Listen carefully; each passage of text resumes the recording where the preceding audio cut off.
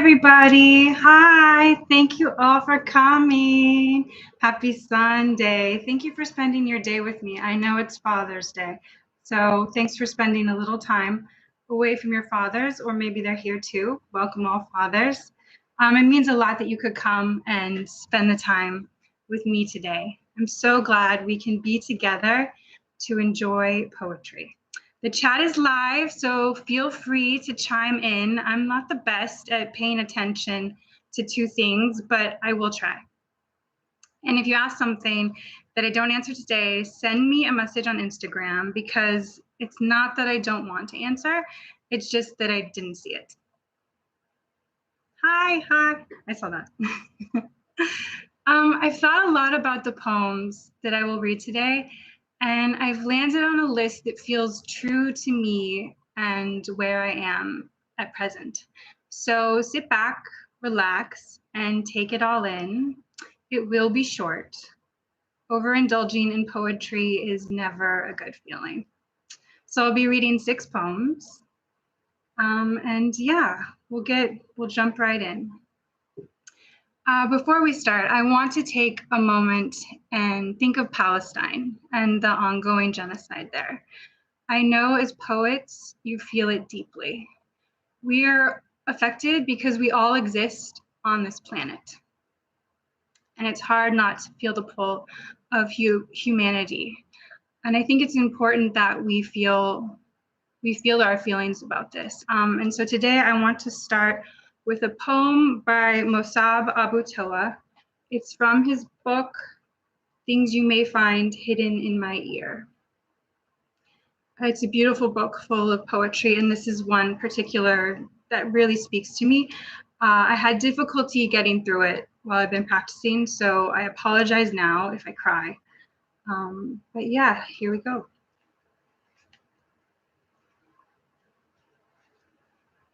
We love what we have. We love what we have, no matter how little, because if we don't, everything will be gone. If we don't, we will no longer exist, since there will be nothing here for us.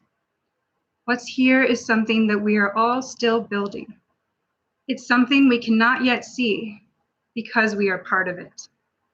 Someday soon, this building will stand on its own, while we will be the trees that protect it from the fierce wind, the trees that will give shade to children sleeping inside or playing on swings.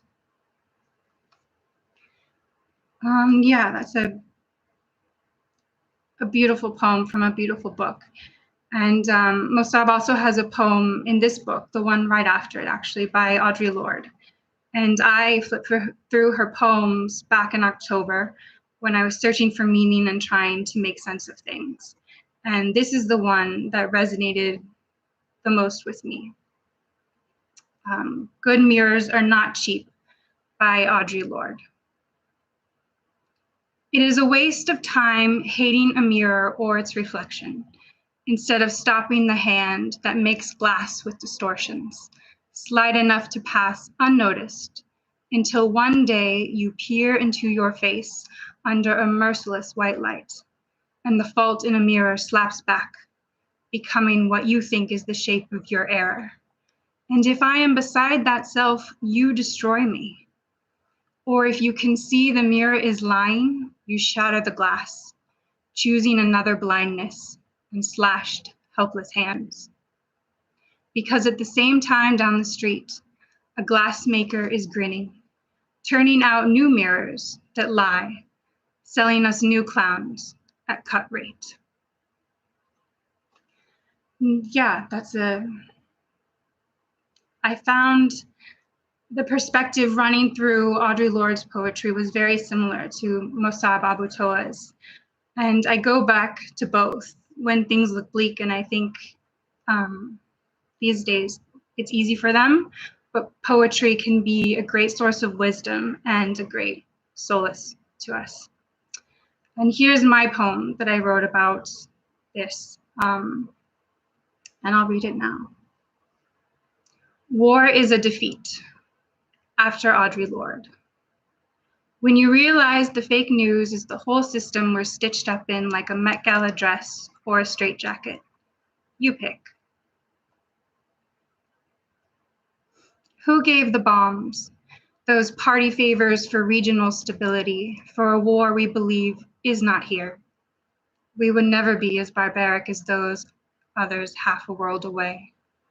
Active shooter drills are a sign of a healthy society that values children, that values life, that wants every person, everywhere, to be free. The mirror shows us what we can't bear to see, so we break it and tell them to make it again and get it right for once, for Christ's sake.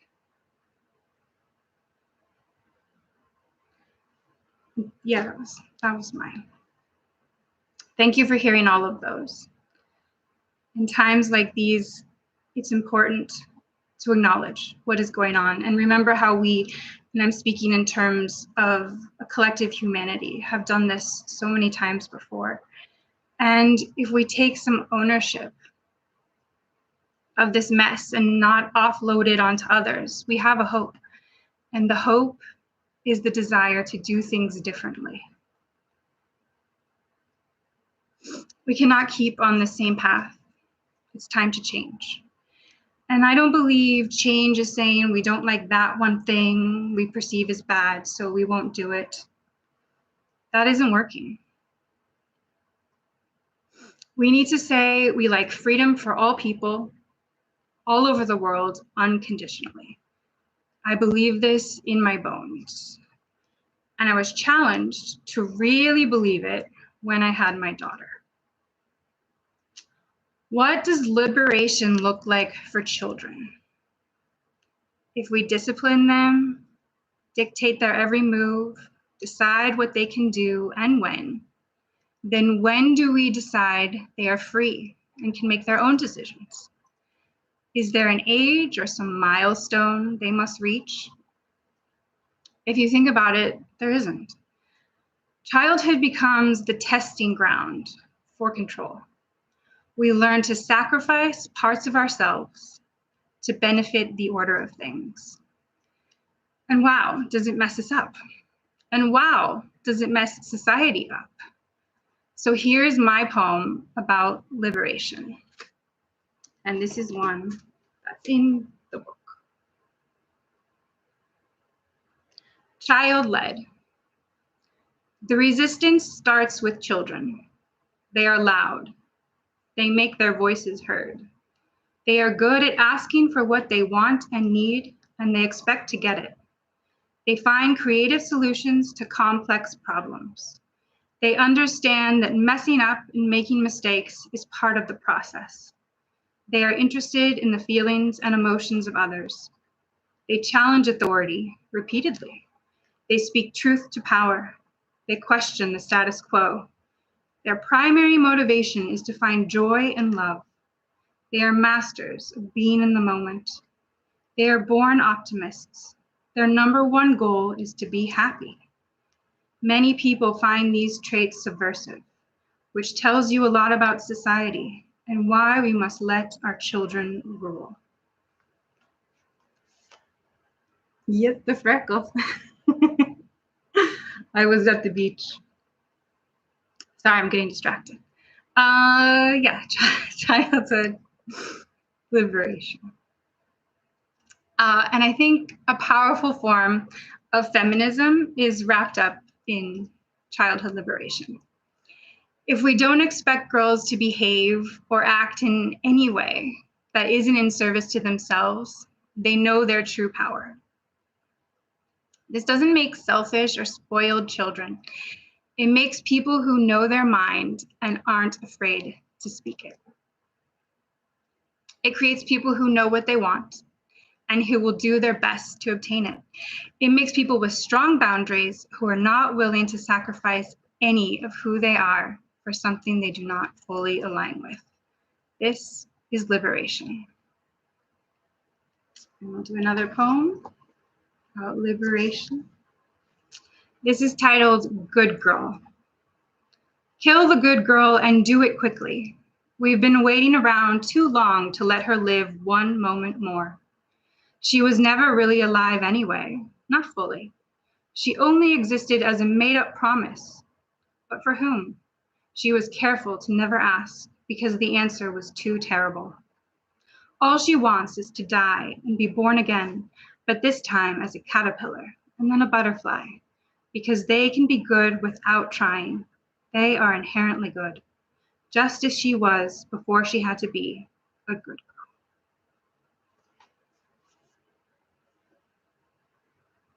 I'm excited to read that poem to my daughter and for her to really understand it and feel it in her bones, because I think we could all use that understanding. And that was when I wrote that first summer back in 2022, when I was just starting my journey of writing, let alone making a book. So that's one of the very early ones. And now, also in the spirit of deep feminism, we're going with the poem I wrote that made me believe I was a poet, because its beauty staggered me. I wrote it and I had to sit down and read it back to fully understand what had just come from me. This is poetry, words, feelings, channeled into pure form that we understand deeper than words. It takes words to understand deeper than words. I think that's so beautiful. We are born with all we need, and it resides within us, and we just need to let it out.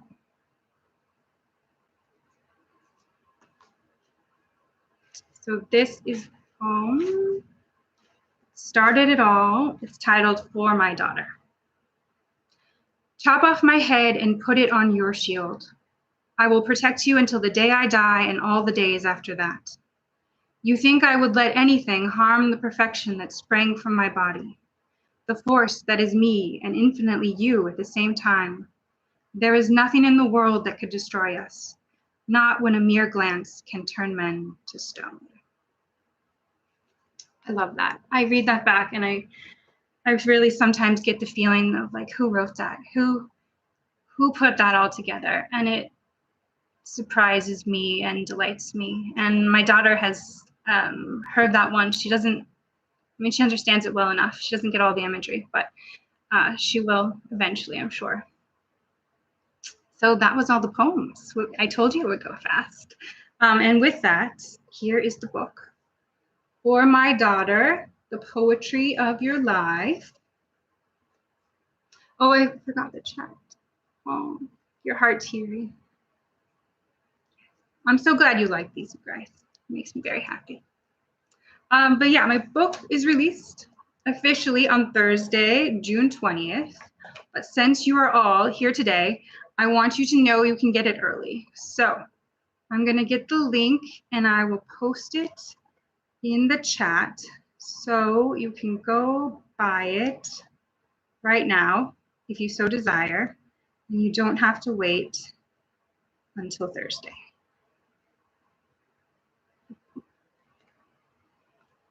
There it is. And I'll also send it to you in an email with the replay when I send that out, but there it is now. And it's the special price of just $12.22 until June 27th, so make sure to get it now. And if you send me a message or an email with your order confirmation, I will send you a little ebook of the poems that didn't make it in. I cut about half, so it's pretty thin, but I went through and just axed like half away. And I have some planned for the next book, which is exciting. This is very addictive, making a book and putting it on the internet for people to buy. But some of the poems that I cut, I will send you for free, and you can tell me which ones I really should have included. There's actually one in the book called Good Magic that I took out, and then I posted on Instagram, and it got really good feedback. So I put it back in, and I love it now, and it's one of the early ones, but it's also one of the ones I was reading like when I was editing, and I just was like, oh, this is terrible, and just like did a big X. So it's hard to like grapple, I feel like, with the feeling of of the poetry. And like, I think it really, some days the poems will speak to you and some days they won't. And I think that's kind of the magic of it, that it's like such a specific thing that it's channeling, that you're there for it or you're not. And when you are there, it's magic.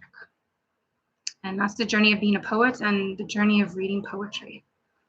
And the ebook of the cut ones is only available if you order before June 27th. Oh, Good Magic is brilliant. Thank you. I'm glad you guys found that. Yeah, I don't know why I wasn't liking it. I guess I didn't like how it started or something. But maybe I edited it into where I needed to get it. But yeah, so that's it. Thank you all for coming and listening. I feel like I took the poetry journey that feels the most pure to my heart. There were some things that I really just needed to say. And I feel like this idea of liberation is just so wrapped up in all parts of our society. And I think if we talk about it at all parts, we have more opportunities to find pathways to free ourselves. And I think that's where it really comes from. It's like personal liberation. If you can let go of the things that are holding you back, you're not going to worry about what other people are doing or not doing. And I find it's very powerful to just let go and live exactly the life you want to live. And my daughter was just such an inspiration. She showed me how to do it because that was how she was born. It's how she operates. She just goes from whatever is inside her and isn't swayed by what other people think. And I found the more I would just let her go and let her be her, the better things would be. I could just follow along with her like on a day and she would say, we should go here and we should go here. And it was just a perfect day, and she was like 4 years old. It sounds crazy, but it's like, maybe she's got the good ideas. And I think it's amazing that it can happen with simple things like words on the page with poetry. And I have also thought about the miracle that is me writing a book and publishing it on the internet that you can buy and then read. 500 years ago, this would have been witchcraft. And 100 years ago, it would have been, fantastical. I love sharing this with you. Thank you for all the chat and the messages. I'm so glad I found all of you in this life. I feel such a deep connection to everyone who feels my poems. So enjoy the book. Tell me what resonated the most with you. I love hearing the ones that people like, and it's very gratifying. Just because I think the editing process is hard. It's hard to know what to keep, what to let go. And I really want to listen to myself and not get too many outside opinions and get confused. But then when I put it in the world and get the feedback, it's good to know what does speak and what doesn't.